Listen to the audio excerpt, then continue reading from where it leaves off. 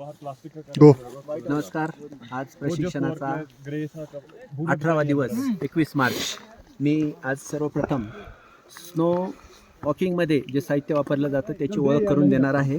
Top to bottom हे जे आहे बुटाला लावलेलं त्याला क्रॅम्पॉन म्हटलं जातं. हे बर्फामध्ये वापरलं जातं.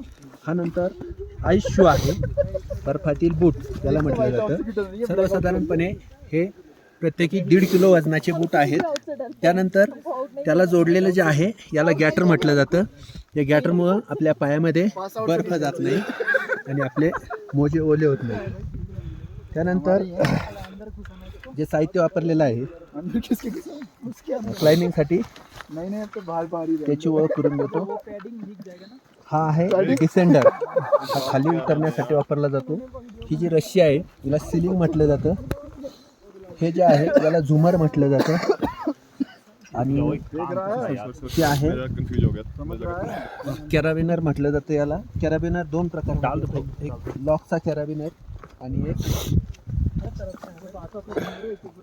सिंपल कॅराबिनर. त्यानंतर ही जी आहे ही आईस ॲक्स आहे. हे जे आहे हे हेल्मेट आहे. त्यानंतर ग्लोव्ज वापरले जातात. अशा प्रकारे बर्फामध्ये चालण्यासाठी साहित्य वापरले जाते. धन्यवाद.